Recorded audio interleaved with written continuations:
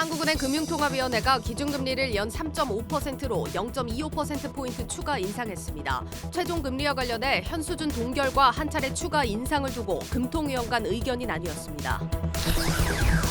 정부가 LH를 통해 미분양 아파트를 매입하는 방안이 실효성이 없다는 지적이 나오고 있습니다.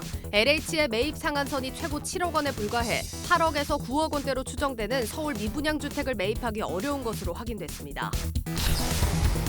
외국인 폭풍 매수로 삼성전자 주가가 올 들어 10% 이상 뛰면서 6만 원을 회복했습니다. 하지만 7만 전자까지 상승하기 위해서는 20조 원에 달하는 두터운 매물대를 뚫어야 하는 것으로 나타났습니다. 농심의 지난해 매출이 사상 처음으로 3조 원을 넘어선 것으로 추정됩니다. 미국 등 해외 부문의 성장 때문인데 내수에선 주력 제품인 라면의 시장 점유율이 50% 아래로 떨어져 비상 상황인 것으로 평가됩니다.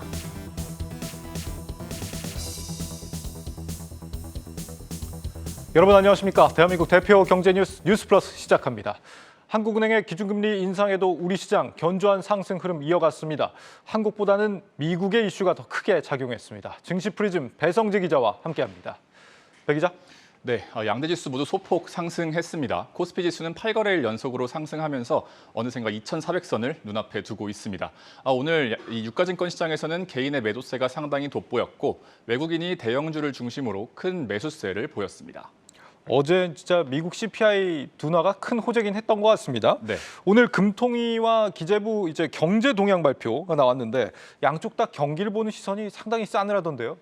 그렇습니다. 기획재정부가 최근 경제 동향 그린북이라고 하는데요. 1월호를 발간했습니다. 내용을 보면요. 최근 우리 경제는 물가가 여전히 높고 또 내수 회복 속도가 완만하고 수출 감소, 경제 심리가 부진해서 경기 둔화 우려가 확대됐다라고 기재를 했습니다. 사실 이 그린북에 경기 둔화 우려라는 표현이 나온 것이 처음이 아닙니다. 작년 6월서부터 계속해서 등장을 했는데 여기에 이제 이번 1월호에서는 확대됐다라는 표현이 추가가 됐습니다. 어느 정도 좀 어두운 경기 전망에 방점을 찍은 내용이라고 할 수 있겠습니다. 우리가 작년에도 계속 이제 경기 침체가 올 거다 이렇게 예상은 했지만 진짜 해가 바뀌자마자 뭔가 분위기가 막 달라지는 것 같습니다. 그런 와중에도 지금 물가는 잘 안 잡히는 상황인 것 같은데 한국은행도 오늘 그런 우려가 나왔죠? 그렇습니다. 이창용 한국은행 총재도 오늘 이 성장을 생각하기보다는 물가를 생각할 때다 이런 취지의 발언을 내놨고요. 실제로 금통위원 7명 중에 3명은 최종금리 상단을 그대로 3.5%로 본 반면 같은 숫자인 또 다른 3명은 3.75%까지 상단을 열어두기도 했습니다. 그러니까 한은 금통위에 대한 소식은 잠시 뒤에 전민정 기자 그리고 김보미 기자의 보도로 자세히 보시겠습니다. 다음 순서 홍보까지 해주는군요. 원래 제가 해야 될 역할인데 고맙습니다. 그리고 오늘 특히 많이 오른 업종을 보니까 이제 뭐 무역, 해운, 항공 주로 이런 쪽이던데 말이죠.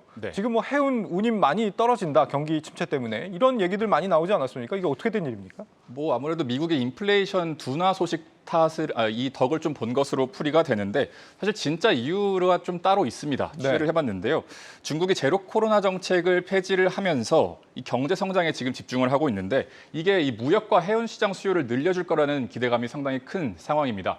하나증권은 중국의 코로나 확산 정점이 1월로 점쳐지고 또 각종 인프라 투자에 대한 효과가 2분기부터 나올 것이다 이러면서 2분기부터 발틱 운임 지수가 상승이 예상된다라고 밝혔습니다. 이 발틱 운임 지수라는 게 우리가 쉽게 생각하는 벌크선, 그러니까 뭐 곡물이나 아니면 석탄 같은 것을 실어 나르는 그런 배들에 대한 운임료를 지수화한 겁니다. 근데 이것이 이제 운임이 올라가면서 해운사들이 그동안 좀 돈을 못 벌고 있었거든요. 이 발틱 운임 지수라는 게 한 10월서부터는 낮게 유지가 되어 왔었는데 2분기서부터는 좀 오르면서 해운사들이 돈을 많이 벌 것이다. 이런 예상을 지금 내놓고 있는 상황입니다. 중국은 사실 방역 문제 때문에 우리하고 지금 갈등을 빚고 있는 상황이잖아요. 일본한테도 지금 보복 조치 하고 있는 상황 아닙니까? 맞습니다.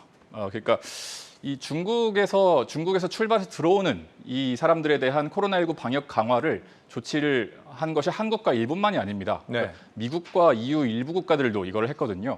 그런데 중국이 보복 조치를 가했다, 유럽이나 미국의 보복 조치를 가했다라는 소식을 들어보신 적이 있습니까? 없죠.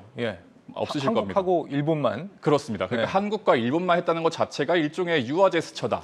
이러한 이 외교가의 분석이 나오고 있는 상황입니다. 만만한 게 한국하고 일본이죠. 맞습니다. 네. 네, 특히 오늘 이제 월스트리트저널이 보도가 하나가 나왔는데 석탄 수입 중단 조치를 내리면서 좀 극단으로 치달았던 호주와 이 중국과의 관계에 변화가 지금 감지되고 있습니다. 네. 2년 만에 광둥성의 지방 정부가 이 호주산 석탄을 수입하는 걸 허용을 했다는 지금 보도가 이 화면에 띄어났는데요.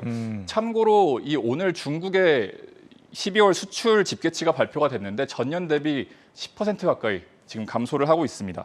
3년 만에 이게 지금 가장 크게 떨어지는 수치인데 이거 중국 정부로서도 지금 경제에 신경을 쓰지 않을 수가 없는 상황이고 외교적인 유화책이 계속해서 나올 것이라는 어떤 기대감이 부풀어 있는 상황이라고 할 수 있겠습니다. 네, 중국도 경제를 살리려면 이제 다른 나라들 손을 붙잡을 수밖에 없는데 그러자면은 이제 무역, 물류 이런 것들이 늘어날 것이다 이런 기대감이 지금 반영되고 있다 이런 얘기네요. 네. 자, 다음 주 어떤 일정 주목해서 봐야 됩니까? 당장 내일 윤석열 대통령이 UAE, 아랍에미리트를 국빈 방문합니다. 네. 대기업 25개사 그리고 총 101개사가 경제 사절단에 참여를 해서 함께 갑니다. 양국의 민간 협력 아니면은 MOU 이런 소식들이 주말간 쏟아질 수 있겠습니다. 그리고 16일에는 다보스 포럼, 세계적인 경제 포럼 중에 하나죠. 다보스 포럼이 닷새간 개막을 합니다. 정의선, 구강모, 최태원, 신동빈, 이재용 말만 들어도 주요 그룹의 총수들이 다 참석을 하고 예. 우리나라 윤 대통령도 이 특별 연설을 통해서 참석을 하거든요. 또 여기에서 구글, 마이크로소프트 CEO들도 오기 때문에 이분들이 모여서 또 어떤 일종의 협력을 논의할지 기대를 하지 않을 수가 없겠습니다. 예. 주 중반에는 미국에서 12월 PPI 생산자 물가지수와 소매 판매 그리고 산업 생산 지표가 나오고 목요일에는 TMC 한주 라이트 메탈의 코스닥 신규 상장이 예정되어 있습니다. 네. 이 17일에는 일본은행도 지금 통화정책 결정을 한다고 하죠. 지금 기시다 총리가 굉장히 궁지에 몰려 있습니다. 지금 일본에서 물가를 못 잡아서 지금 국민적인 어떤 사퇴 여론 굉장히 높아지고 있는 상황인데 그렇습니다. 그런 상황에서 과연 이번 정책 결정 혹시 변화가 혹시 있는 게 있나 좀 주목해 볼 필요가 있겠네요. 네. 네, 증시 프리즘 배성재 기자였습니다.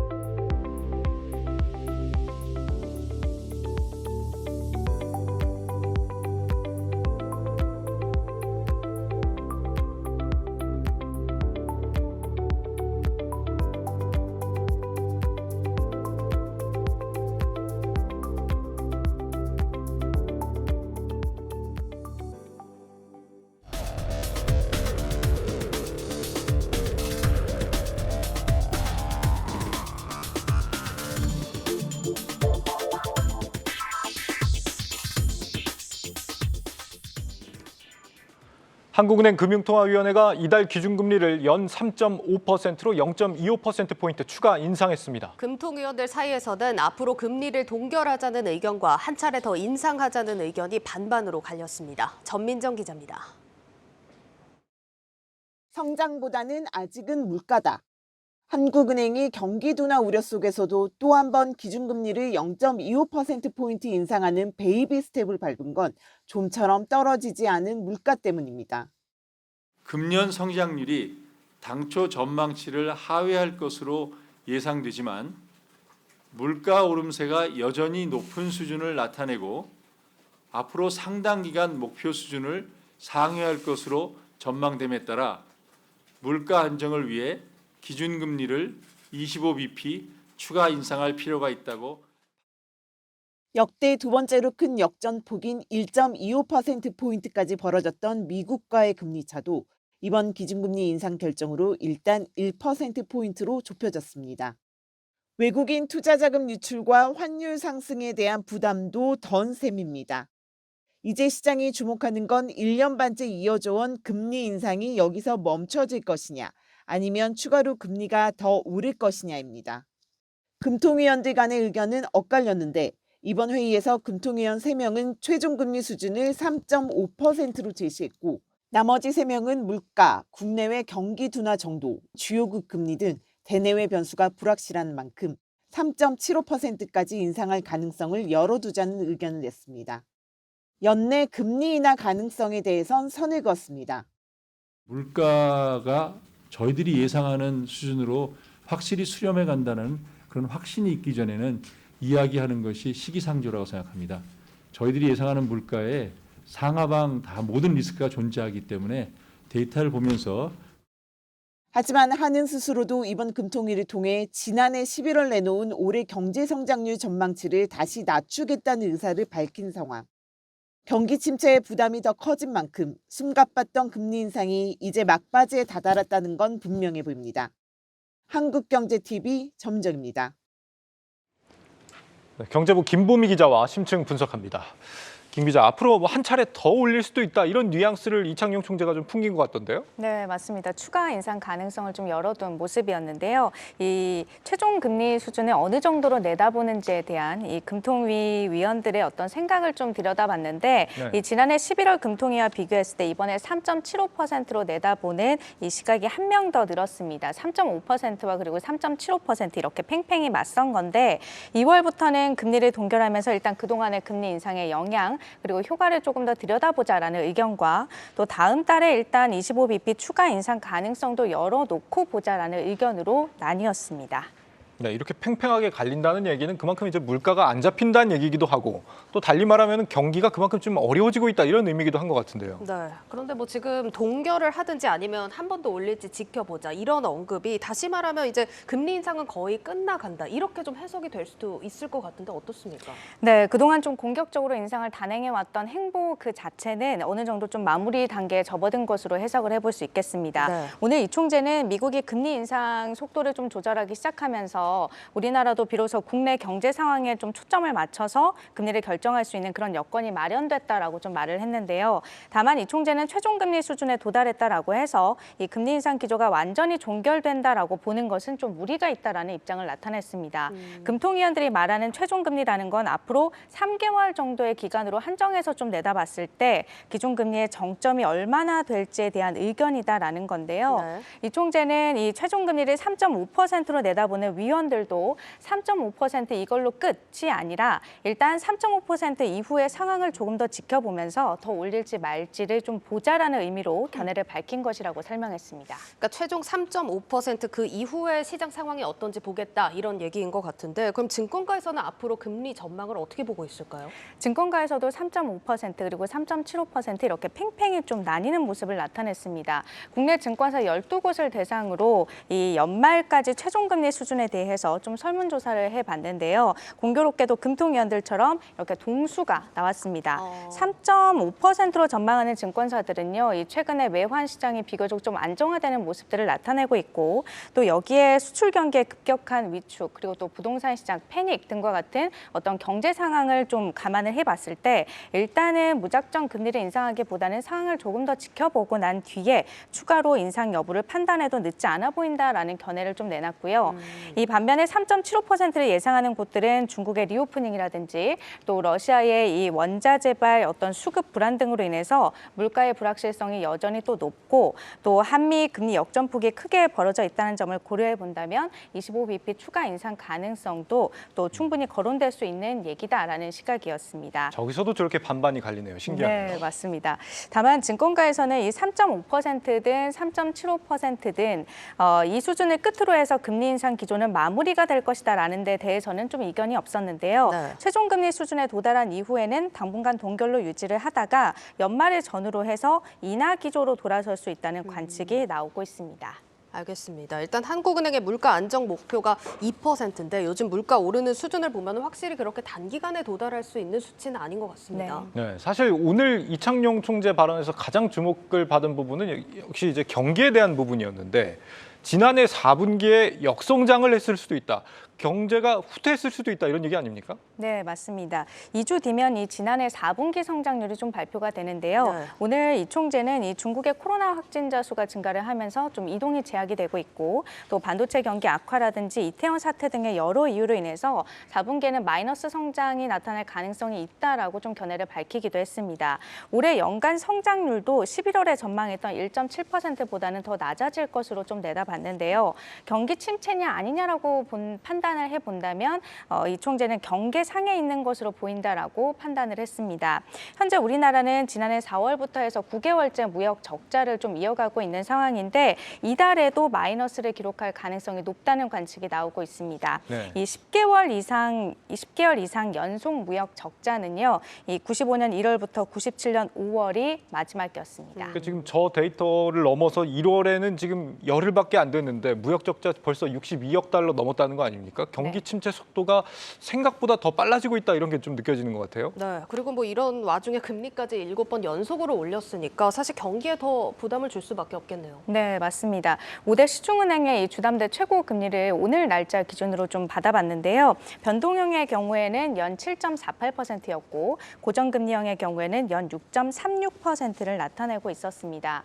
그런데 한국은행에 따르면 이 주담대를 보유한 차주들은 지난해 3분기 기준으로 봤을 때 연소득의 60% 이상을 대출 원리금 상환에 쓰고 있는 걸로 나타났습니다. 네, 보통 얼마 정도 상환에 써야 적당한 건가요? 보통은 40% 내외가 이렇게 적당하다라고 좀 40%. 보고 있습니다. 네. 60%라는 거는 그만큼 기준금리가 오르면서 그만큼 어떤 대출 이자에 대한 부담감이 확대됐다라고 좀 볼 수 있는 부분인데요. 네. 문제는 이 주담대 플러스 신용대출까지 보유하고 있는 차주들입니다. 지난해 10월 말 기준으로 봤을 때 해당 차주들의 DSR은 이미 70%를 넘어섰을 것으로 한국은행은 추정을 하고 있는데 DSR이 70%를 넘어서면 소득에서 최저 생계비를 제외를 했을 때 원리금을 제대로 감당하지 못하는 대출자로 분류가 됩니다.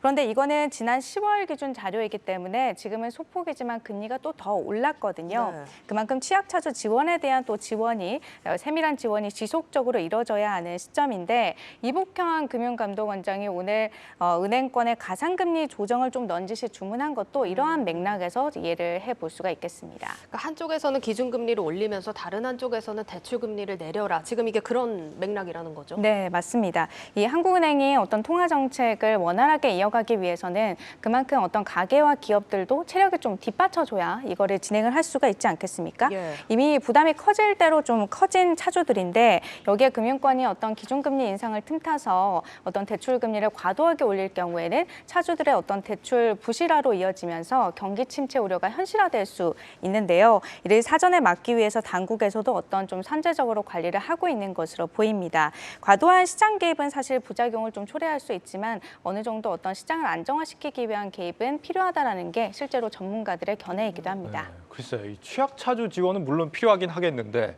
지금 이제 정부가 추진하는 거는 이제 취약차주뿐만 아니라 전체 차주를 대상으로 금리 내려라 하고 있는 거고 또 얼마 전에 나온 이제 특례 보금자리론 이걸 보니까 아예 대출 한도까지 파격적으로 지금 풀어줬단 말이죠. 지금 영끌한 분들은 파산하지 않고 이제 상환할 수 있게 좀 뭐 이자 유예 같은 걸 해준다든지 이런 게 필요한 거지 정부가 세금으로 덜컥 이자를 완전히 탕감을 해준다.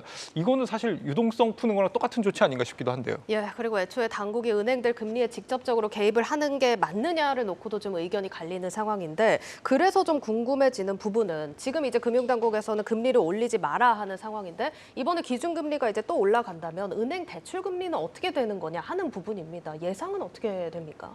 일단 당장은 대출금리가 추가로 상승할 가능성은 낮다는 예측이 나오고 있습니다. 그러니까 기준금리 올랐는데 대출금리에는 반영이 안 된다는 얘기네요. 네, 그렇습니다. 좀 어느 정도 시차가 있긴 한데요. 예. 일단 대출금리 산정의 직접적인 기준이 되는 금리는 한국은행의 기준금리가 아니라 코픽스 금리 혹은 은행채 5년물 금리입니다. 이 당장 다음 주 월요일에 은행연합회에서 이 코픽스 금리가 새로 공시가 되는데요. 이 금리 변동폭에 맞춰서 다음 주 화요일부터 주담대 변동금리와 그리고 전세대출 금리가 오르거나 내릴 것으로 예상이 됩니다. 코픽스 금리의 경우에는 지난달 즉 12월에 은행들이 취급했던 예적금 금리 등을 좀 취합을 해서 공시가 되게 되는데 이번 달에는 소폭 낮아질 가능성이 높습니다. 12월 한 달 동안 시중은행들이 취급했던 어떤 예금 상품 금리가 0.4에서 한 0.5%포인트 가량 낮아졌기 때문인데요. 네. 여기에 당국의 대출금리 모니터링 강화 등 선제적인 조치가 이어지고 있는 만큼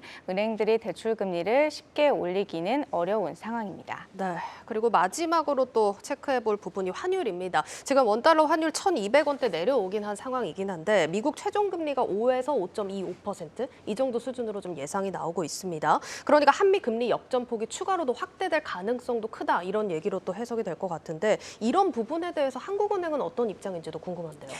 이창용 총재는 한미 금리 역전폭은 이 환율을 결정하는 다양한 요인들 중 하나일 뿐 금리 역전폭에 따라서 기계적으로 환율이 오르내리는 것은 아니다라고 좀 밝혔습니다. 그러면서 지금처럼 환율 방향성에 대한 어떤 기대가 변했을 때는 이 한미 금리 격차가 환율에 미치는 영향은 제한적이다라고 좀 부연을 했는데요. 더불어서 한미 금리 격차폭 확대 여부보다도 금리 인상 어떤 미국의 금리 인상 속도 조절과 같은 통화 정책 방향성에 환율이 더 영향을 준다라고 말을 했습니다. 하지만 한국은행의 금리 역전폭 확대를 아예 신경 쓰지 않는 것은 아닌데요. 오늘 이창용 총재의 발언은 역전폭 이 확대에 대한 부분을 경계를 하면서도 과도한 불안감이나 확대 해석을 경계해달라는 메시지로 좀 해석이 되고 있습니다. 증권가에서는 올해 환율이 1,200원에서 1,300원대 사이에서 움직일 것으로 보고 있는데요. 세부적으로는 연말까지 1,200원 밑으로 더 떨어질 수도 있다. 혹은 1,200원의 지지선으로 해서 재차 반등할 가능성이 있다. 등 좀 다양한 견해들이 나오고 있는 상황입니다. 네, 여기까지 듣겠습니다. 경제부 김보미 기자와 심층 분석했습니다.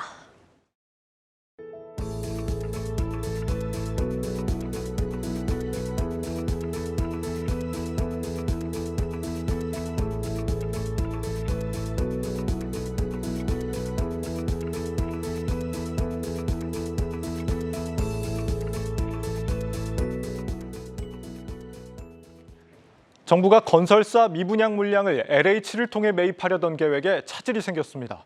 LH가 매입할 수 있는 아파트 가격 상한이 분양가에 한참 못 미치는 데다 비용을 더 들이기에도 LH의 재무 상황이 열악한 것으로 나타났습니다. 방서우 기자가 단독 보도합니다. 정부가 고심 중인 미분양 해소 방안의 핵심은 LH 매입 임대 물량을 늘리는 겁니다.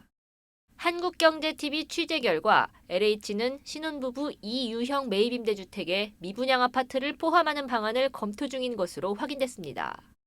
이미 LH가 아파트를 매입해 임대주택으로 공급해왔던 만큼 매입 대상에 미분양 아파트만 추가하면 됩니다. 문제는 LH의 아파트 매입 가격 상한이 7억 원이라는 점. 지역별 차이를 감안해도 대부분 1, 2인 가구 위주의 초소형 아파트에 맞춰져 있습니다. 실제로 지난해 말 기준 서울의 평균 분양가는 3.3제곱미터당 3,474만 원으로 전용 면적 59제곱미터 아파트를 사려면 8억 7천만 원, 84제곱미터 아파트를 사려면 11억 5천만 원이 필요한데 이 기준대로라면 LH가 매입할 수 있는 아파트는 사실상 없습니다. 미분양이 심한 지방도 상황은 마찬가지입니다. 전국에서 미분양이 가장 많은 대구의 평균 분양가는 3.3제곱미터당 1,862만 원 수준으로 전용 59제곱미터 아파트를 사려면 4억 6천만 원, 84제곱미터 아파트를 사려면 6억 1천만 원이 필요하지만 LH의 매입가격 상한은 3억 8천만 원에 그칩니다. 전체 미분양 가운데 LH가 매입할 수 있는 초소형 아파트 비중은 4%에 불과한 만큼 LH의 매입 가격 상한이 올라야 미분양을 해소할 수 있는데 이마저도 쉽지 않아 보입니다. LH는 임대주택용 아파트를 매입할 때 정부 지원 단가에 LH 자체 사업비를 더해서 삽니다. 하지만 올해 매입임대 관련 예산은 지난해보다 33% 줄었고 재무위험기관으로 지정돼 부채를 줄여야 하는 LH가 사업비를 추가로 투입하기도 어렵다는 지적입니다. 한국경제TV 방서우입니다. 수개월째 6만 원 선을 횡보 중인 삼성전자 주가가 앞으로 7만 원대에 이르기까지 쌓여있는 개인 투자자 매물이 20조 원에 달하는 것으로 나타났습니다. 반도체 업황이 부진한 상황에서 외국인과 기관들이 쌓여있는 개인들의 매물을 받아주긴 어려울 것이라고 증권가는 내다봤습니다. 홍원표 기자입니다. 국내 증시 대장주인 삼성전자의 13일 종가는 6만 800원. 2년 전 10만 전자라는 말이 무색할 정도인데 최근 6개월간 주가는 6만 원 선을 횡보하고 있습니다. 개인 투자자들은 주가 상승을 애타게 기다리고 있지만 여전히 높은 가격대에 보유한 물량이 상당히 많다는 점이 주가 상승에 부담으로 작용하고 있습니다. 개인이 순매수한 금액을 주가 구간별로 살펴보면 1차 저항선인 6만 3천 원에서 7만 원 구간이 약 7조 원, 7만 원에서 8만 원 구간은 12조 원으로 8만 원 이하에만 20조 원의 매물벽이 있습니다. 8만 원에서 고점인 9만 6천 원 사이의 매물벽은 무려 27조 원입니다. 2년 전과 증시 상황이 달라 주가가 오르기 위해서는 개인 물량을 외국인과 기관이 받아줘야 하는데 이들은 반도체주에 큰 매력을 느끼지 못하고 있습니다. 12일 기준 삼성전자의 외국인 보유율은 50.0%로 2년 전 56%에 비해 6%포인트나 줄었습니다. 전문가들은 반도체주는 바닥은 찍었지만 본격적인 상승은 미국의 금리 인상 종료 시점이 다가와야 한다는 분석입니다. 추세적인 반등인지는 아직 시간이 좀 필요해요. 그걸 확인하려고 그러면.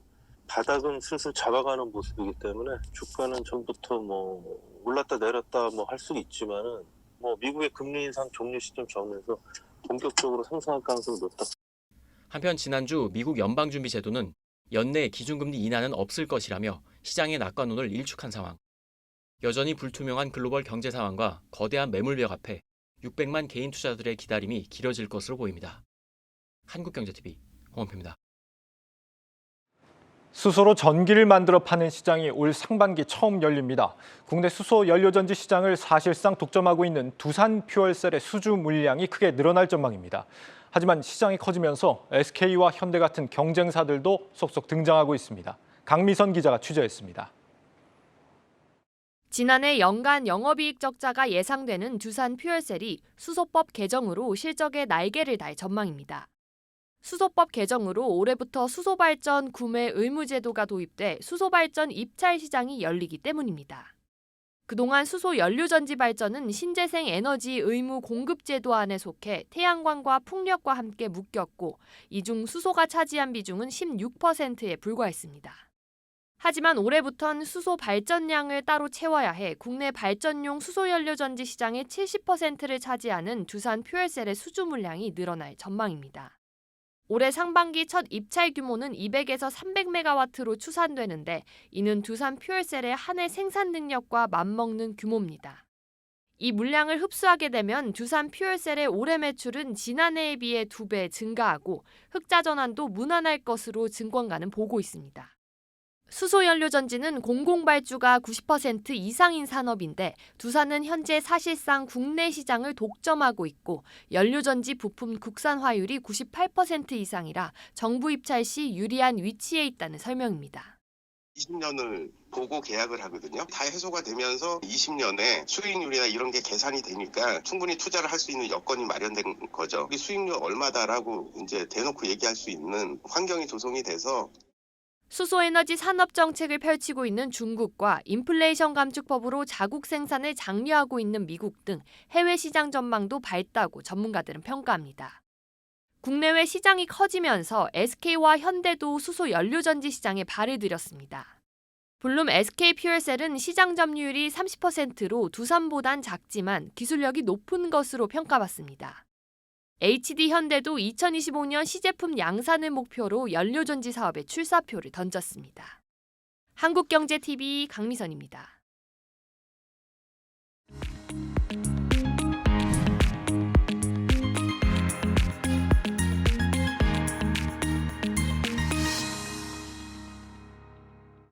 네, 시장 규모가 작은 한국에서 식음료 업계의 매출 3조 원은 불가능의 영역으로 그동안 인식이 돼 왔습니다. 농심이 적극적인 해외 진출에 힘입어 지난해 기준 매출 3조 원 클럽 진입이 확실시되고 있습니다. 지난해 4월부터 가동을 시작한 미국 제2공장이 제 역할을 톡톡히 했다는 평가가 나옵니다. 신선미 기자입니다. 증권가는 지난해 농심이 매출 3조 1,184억 원을 기록했을 것으로 추정합니다. 해외 시장에서의 성장과 함께 견고한 점유율을 바탕으로 국내 시장을 지켜낸 결과입니다. 특히 농심은 수출과 해외 법인 매출이 2020년 사상 처음 1조 원을 돌파한 이후 성장을 거듭하는 추세입니다. 지난해 3분기 기준 매출액 상승률 또한 해외 법인이 전년 동기 대비 27%로 국내를 웃돌았습니다. 해외 법인 가운데서 가장 눈에 띄는 건 미국 시장의 성장세입니다. 지난해 4월 미국 제2공장 가동으로 신라면 수요 증가 추세에 맞춰 공급량까지 받쳐주게 되면서 성장에 탄력이 붙었다는 분석입니다. 지난해 3분기 기준 농심 미국 법인의 공장 평균 가동률은 82.4%입니다. 1공장은 풀캐파로 가동 중인 가운데 2공장 가동률 또한 60%를 넘어섰습니다. 이는 지난해 말 기준 이 공장 가동률이 50%에 이를 것이란 증권가의 전망치를 상향하는 수준입니다. 미국에서 신라면은 간식이 아닌 한 끼 식사로 인식되고 있다는 점도 긍정적입니다. 한국 라면이 프리미엄 제품으로 받아들여지면서 타국가 라면 브랜드 대비 경쟁력이 높다는 방증이기 때문입니다. 일본 라면과 경쟁 구도 속에서 봤을 때 일본 라면은 약간 스낵의 개념인데 중량도 작고 맛 타입도 좀 단순해요. 한국 라면, 특히 신라면을 넣었을 때 한 끼 식사로 충분하다는 인식이 되게 강하게 자리 잡으면서 각광을 받기 시작했고 매출이 좀 많이 성장을 하게 됐다. 이에 증권가에선 올해도 미국 시장에서 20%대 고성장을 기록하며 농심의 실적을 견인할 것이란 분석입니다. 미국 제2공장 가동률에 따라 성장률이 결정될 것이란 전망 아래 농심의 연간 매출액이 3조 5천억 원대를 기록할 것으로 내다봤습니다. 농심은 2025년까지 해외 매출 비중을 50%로 끌어올린다는 목표 아래 해외 공장 추가 설립도 검토할 수 있다고 밝혔습니다. 한국경제TV 신선미입니다. 네, 지금 보신 대로 이렇게 농심의 장밋빛 전망이 나오고는 있는데 실제 속사정을 들여다보면 마냥 웃을 수가 없다고 합니다. 지금 이게 해외 사업이 잘 되고 있지만 정작 내수 시장에서 점유율이 줄고 있다고 하는데 유통산업부 유호성 기자와 함께 짚어보겠습니다. 유 기자, 사실 농심 하면 신라면이고 신라면 하면 국민라면인데 국민라면 아성이 진짜 무너지고 있는 건지 점유율이 계속 줄고 있는 건가요? 네, 먼저 이 라면 시장의 규모를 좀 볼게요. 네. 국내 연간 라면 시장 규모가 한 2조 원쯤 되는데요. 이 농심은 여전히 부동의 1위기는 합니다. 하지만 점유율이 계속해서 떨어지고 있어요. 좀 보시면 지난 2013년 농심 라면의 국내 시장 점유율은 62.9%로 보시면 압도적 1위죠. 네.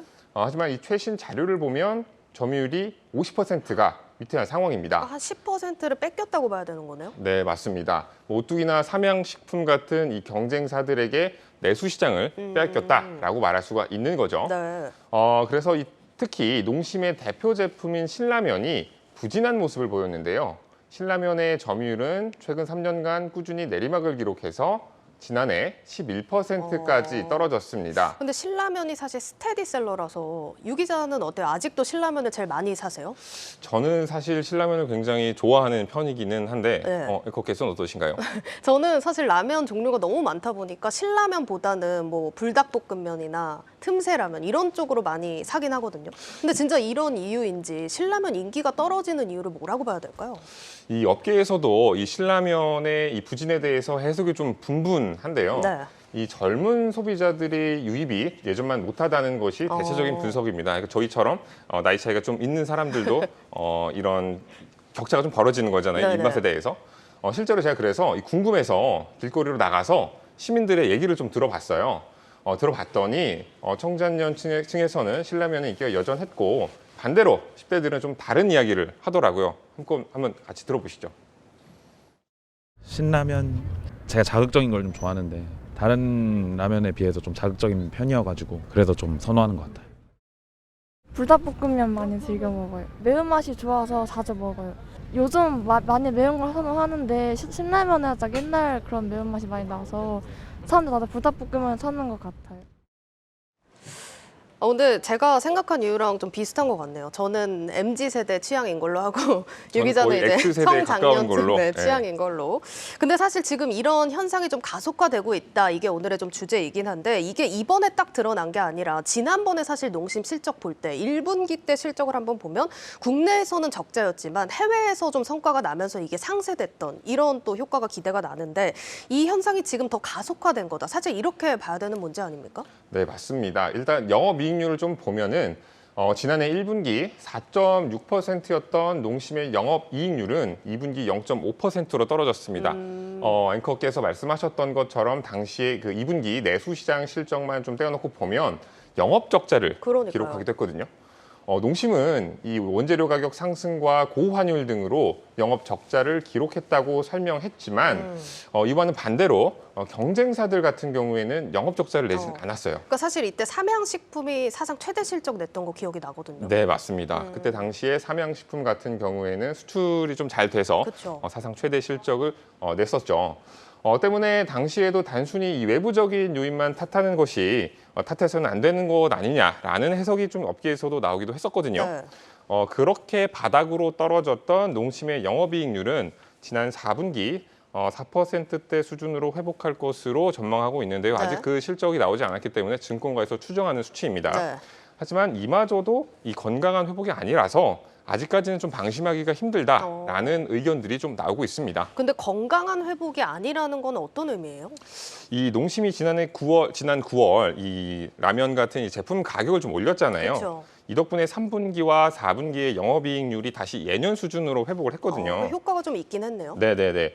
그러다 보니까 이제 이 실적 회복을 이끈 것이 신사업 성공이나 사업 체질 개선 뭐 이런 것들이 아니라 너무나 손쉽게 이 제품 가격을 인상해서 이 수익률을 끌어올린 것 아니냐라는 분석이 나올 수밖에 없었던 거고요. 네. 특히 이 라면 가격을 11% 정도 올렸는데 영업이익은 15%나 늘었어요.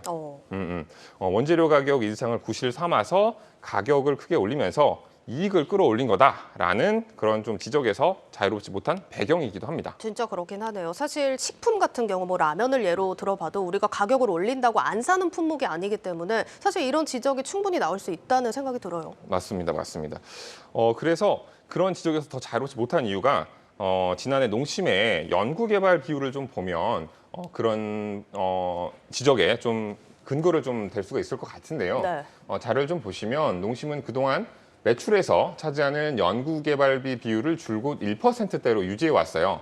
그런데 지난해 3분기는 연구개발 비율이 0.9%로 떨어졌습니다. 이 농심은 자산총액 5조가 넘는 대기업 집단에 해당하거든요.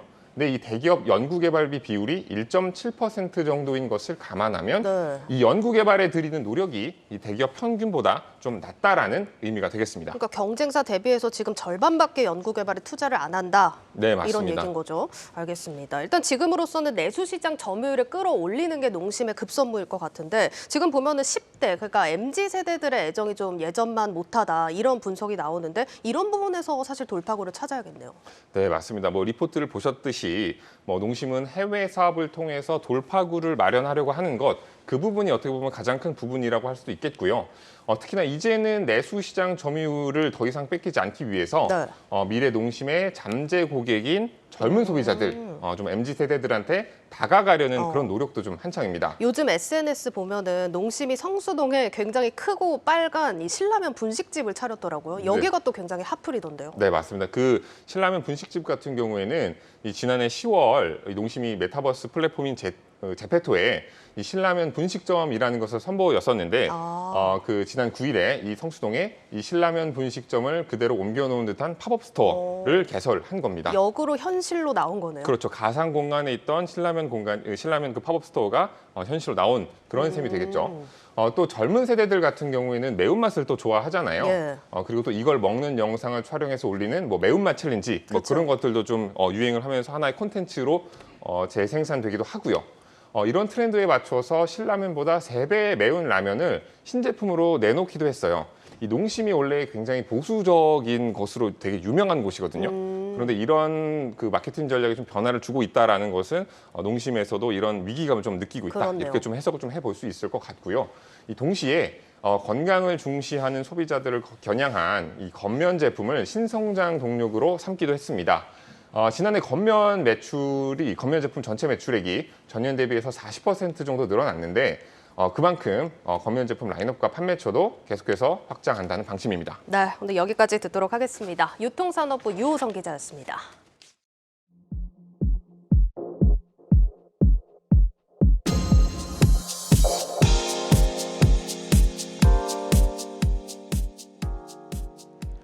대형 증권사들이 매출 1조 클럽에서 무더기 탈락할 것이란 전망이 나왔습니다. 증시 침체로 어려움을 겪으면서 업계 순위에도 지각 변동이 감지됩니다. 박찬휘 기자가 취재했습니다.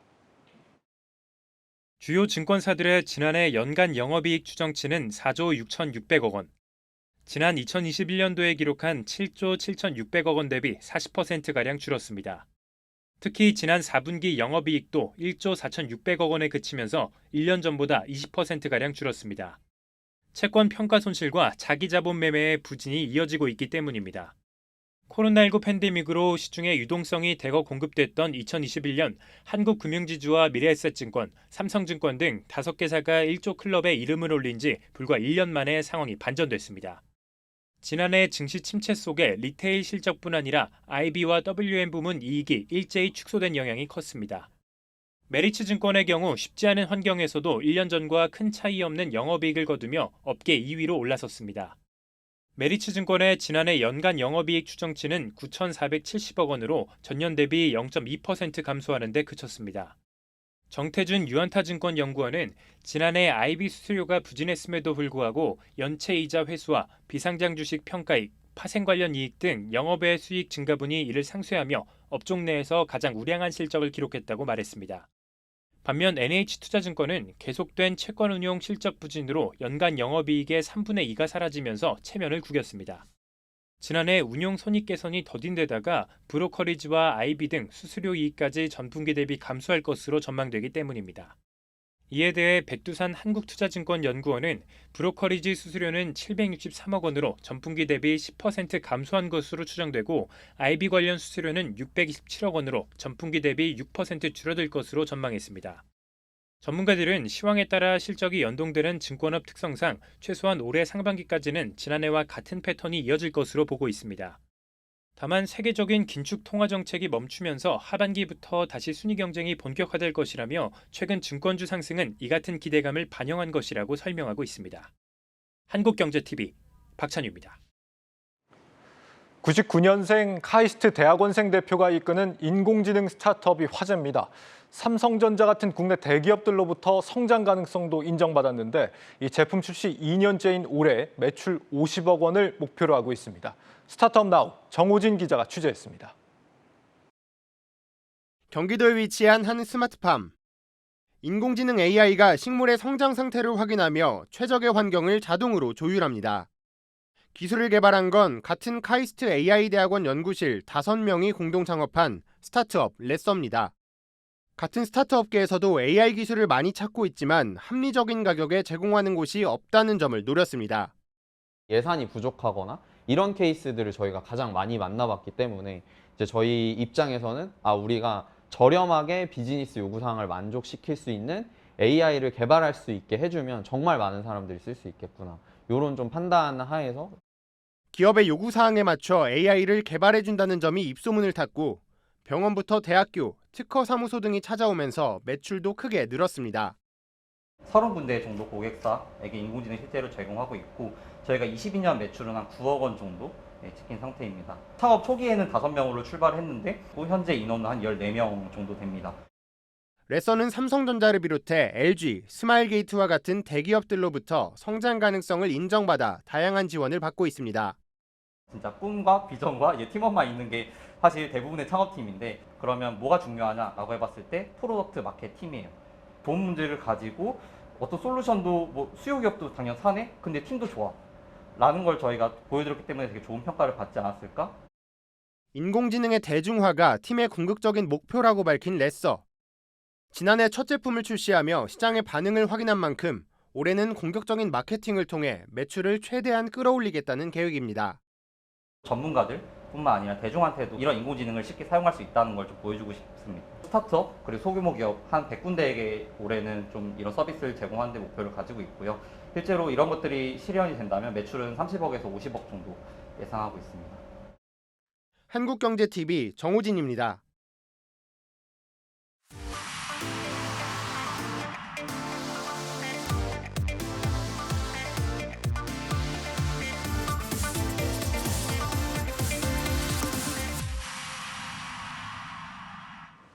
네, 금요일 고 웨스트 글로벌 콘텐츠부 조연 기자와 함께 하도록 하겠습니다.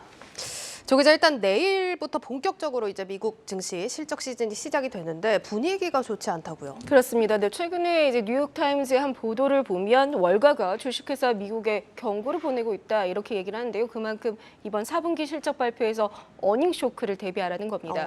금융정보업체 팩트셋에 따르면 S&P 500 기업들의 지난 4분기 순이익이 전년 대비 4.1% 감소할 것으로 추정되고 있는데요. 네. 이는 코로나로 경기가 급격히 위축된 2020년 3분기 이후 2년여 만에 첫 마이너스 성장입니다. 그러니까 유가 상승 덕을 본 에너지 그리고 항공과 방산이 포함되어 있는 산업재를 제외하고 금융, 소재, IT 등 대다수의 업종이 마이너스 성장을 할 것으로 전망됩니다. 다만 이 같은 어닝 쇼크를 대비해서 대부분의 기업들이 인력 감축과 가격 인상에 나선 터라 수익성은 개선될 수 있을 것이라는 기대가 존재합니다. 예, 그렇군요. 일단 간밤 이제 주식을 보면은 항공주들이 또 급등을 했습니다. 네. 이런 가운데 아메리칸 항공이 또 실적 추정치를 상향 조정했다고요. 그렇습니다. 세계항공 여객 순위 1, 2, 3위가 아메리칸 항공, 델타 항공 그리고 유나이티드 이렇게 순인데요. 네. 오늘 아메리칸 항공이 9.7%, 델타 항공은 3.7%, 유나이티드도 7.5%로 큰 폭으로 올랐습니다.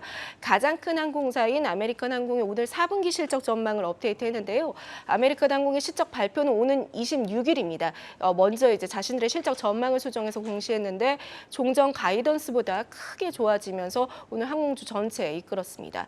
아메리칸 항공의 4분기 실적 전망은 주당 순이익 1달러 12센트에서 1.17달러, 그리고 매출도 한 17%로 이전 종전보다는 훨씬 더 상향이 됐습니다. 네. 그리고 특히 가용 마일당 좌석 매출이 24% 증가할 것이다. 그만큼 비싼 항공권을 팔았다. 이렇게 해석할 수 있게 됩니다. 네. 근데 사실 요즘에 이렇게 항공료가 높은데도 수요가 네. 많다는 게 좀 의외긴 하거든요. 그렇습니다. 저도 좀 불경기면 가성비를 중시하지 않을까 그러니까요. 생각이 드는데 아직 미국에는 소비 여력이 남아있구나 이렇게 생각이 들기도 합니다. 네. 안 그래도 항공업계가 좀 이 같은 새로운 고객층 분석에 좀 바쁜 모습인데요.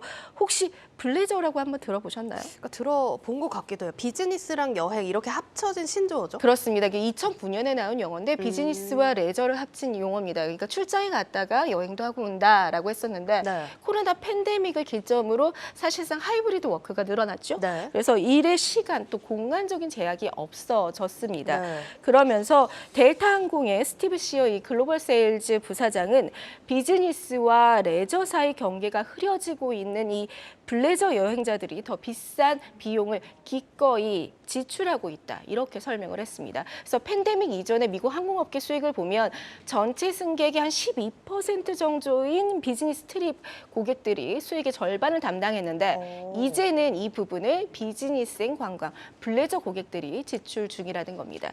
이 같은 변화에 실제 미국 항공사들도 프리미엄 이코노미 좌석을 늘리기 위해서 비행기 자체의 레이아웃 제고까지 나서고 있는데요.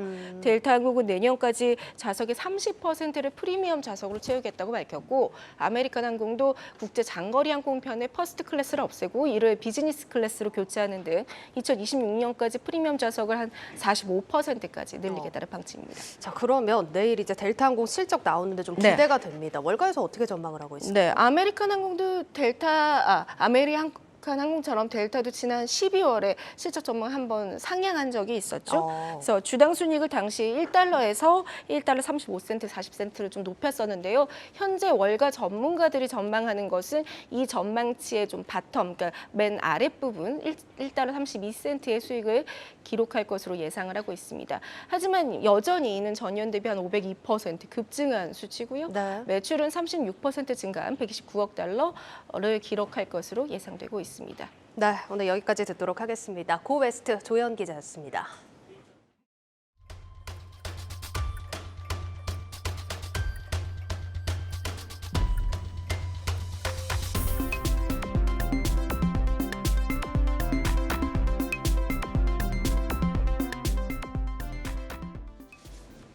네, IPO 프리보드 시간입니다. 지난주 미국 FDA가 미국 바이오젠과 일본 에자이가 개발한 알츠하이머 치매 치료제 레카네밥을 신속 승인했습니다. 하지만 의료계와 또 바이오 업계에서는 이 아두카누밥 승인 때와 마찬가지로 약효 논란이 일고 있다고 합니다. 양재준 기자와 함께 상황 짚어보도록 하겠습니다.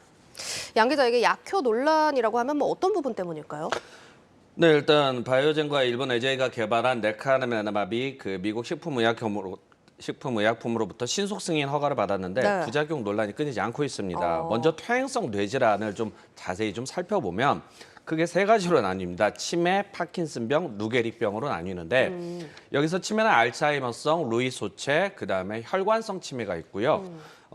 아두카누밥과 레카네밥은 알츠하이머성 치매 치료제로 허가를 받았습니다. 두 약물을 비교해 보면 아두카누맙은 미국 FDA로부터 그 시판 후 추가 임상이라고 하는 조건부 승인을 받고 출시했지만 유럽 의약품청 EMA에서는 유효성과 안전성 문제로 승인받지 못했습니다. 네. 레카네맙은 아두카누맙과 마찬가지로 심각한 뇌출혈과 뇌 부종을 동반하는 아밀로이드 관련 영상 이상, 즉 아리아 현상이라고 하는데 네. 이 현상이 발생하면서 역시 해결하지 못한 것입니다. 또 임상기간 동안 레카네맙 투약 환자가 3명의 사망자가 발생을 했고요. 이로 인해서 미국 식품의약국은 그 레카네맙 승인과 함께 투여 첫 14주간 약 석 달 반 정도인데 네. 아리아 관련 부작용 모니터링을 하라고 권고했습니다. 그렇군요. 일단 부작용 부분에서는 일단 모니터링 결과 관련한 내용들 좀 지켜볼 필요가 있겠고요. 일단 효능만 보자면 레카네맙이 아두카누맙보다 우위에 있다 이런 평가들이 나오는 부분들도 체크를 해보시면 좋을 것 같겠습니다. 이게 사실 아두카누맙 앞서서 좀 사례도 있었지만 상업화가 되려면 좀 넘어야 할 산이 많다면서요? 네, 실제적으로 아두카누맙은 상업화에 사실상 실패했다라는 평가들이 많이 나오고 있습니다. 예. 이제 관건은 미국의 보험사의 판단과 실제 처방권을 가지고 있는 의료계의 설명입니다. 아두카누맙은 미국 보험사 의약품에 등재되지 못하면서 사실상 상업화에 어려움을 겪었다는 분석이 많았습니다. 미국의 의료제도는 우리나라 건강보험제도와는 또 다른데 네. 미국의 경우 민간 보험사가 선호 의약품 목록을 만들어서 등재를 해야만 실제적으로 환자 급여 혜택을 받을 수 있습니다. 레카네맙의 약가가 연간 약 3,300만 원 정도라는 점, 그리고 알츠하이머스 환자 진단, 그 뇌 스캔, 펫을 기준으로 한다는 점에서 여전히 보험 등재 여부에 있어서는 좀 어렵다는 지적들이 나오고 있습니다. 네. 또 미국 식품의약국과 마찬가지로 시장 확대를 위해서는 유럽 의약품청의 허가가 받아야 하는데 알츠하이머성 치매 치료제의 그 게임 체인저가 되기 위해선 이 두 가지 조건이 충족돼야 합니다. 그렇군요. 일단 상업화까지는 물론 좀 갈 길이 멀긴 한데 지금 업계에서는 이번 FDA 신속 승인으로 기대감이 커진 것도 사실입니다. 이게 뭐 관련 연구 개발도 그렇지만 기술 수출도 활발하다면서요? 네, 실제 미국에서 그 아두카누맙이 승인이 됐을 때 바이오 업계가 상당히 술렁이었습니다. 더는 뒷얘기도 좀 많이 들었는데 바이오 업계 고위 관계자는 그 아두카누맙이 승인되자 다국적 제약사들이 가능성 있는 신약 후보 물질을 찾기에 나섰다는 말들이 많았습니다. 지난달 미국 하원위원회에서는 18개월 동안 조사를 통해서 미국 식품의약국과 바이오젠이 아두카누맙의 허가 과정에서 부적절한 협력이 있었다라는 보고서를 발표하면서 파장이 일기도 했고요. 바이오젠은 반박을 하기도 했습니다. 이러한 과정 속에서 GSK, 글라스스미스클라스나 사노피, 릴리 등이 퇴행성 뇌질환 신약 후보를 찾거나 연구개발 속도를 높였고 미국의 알렉터와 우리나라 ABL 바이오의 대규모 수출, 기술 수출까지 이루어졌다는 이야기들이 있었습니다. 네, 지금 글로벌 시장 동향 이렇게 살펴봤는데 우리나라 바이오 기업들 움직임도 좀 궁금합니다. 어떤 기업들 주목을 해볼까요? 네, 이번 레카네맙이 승인되면서 베타 아밀로이드에 대한 가설이 아직까지 유효한 거 아니냐라는 과학계 의견도 있고 안티바디, 즉 항체 치료제의 작용 기전 부작용이 계속적으로 문제가 되기 때문에 이게 숙제로 좀 남았다라는 평가들이 많습니다. 우리나라 바이오 기업 가운데 지금 아리바이오가 지난달 23일 경구 치매용 관련 치료제 미국에서 임상 3상 첫 환자를 투약을 했고요. 아리바이오는 임상 3상에서 미국에선 75개 치매 임상센터에서 모집하는 800명을 환자를 대상으로 약 1년간 52주간 이루어집니다. 차바이오텍은 줄기세포 기반의 치매 치료에 대한 그 임상 1 그리고 2A 초기 임상입니다만은 시험을 진행하고 있고 샤페로는 지난 2021년 12월 식약처에 허가를 받기도 했습니다. 파킨슨 병에 있어서는 사노피 기술 수출한 ABL 바이오가 이달 초 미국에서 첫 임상 1상을 들어갔고요. 향후 40명의 환자를 대상으로 투약하면서 안전성과 내약성을 확인할 예정입니다. 그리고 지난해 코스닥 상장을 추진하다 고배를 맞았던 D&D 파마텍은 올 7월 파킨슨 치료 후보 물질 관련해서 글로벌 임상 2상 톱9을 발표할 예정입니다. 방사성 의약품인 듀칸 바이오 같은 경우는 코넥스 상장사입니다만 레카네맙의 글로벌 임상에서 226명의 환자 치료 뇌 스캔을 하는 약품을 공급했다는 점에서 향후 국내 허가가 이루어질 경우 추가적인 매출이 일어날 수 있다라는 것이 회사 측의 설명입니다. 네, 이렇게 국내 기업들의 연구개발 현황까지 들어봤습니다. IPO 프리보드 양재준 기자였습니다. 자, 오늘 뉴스플러스 준비한 소식 여기까지입니다. 여러분 고맙습니다.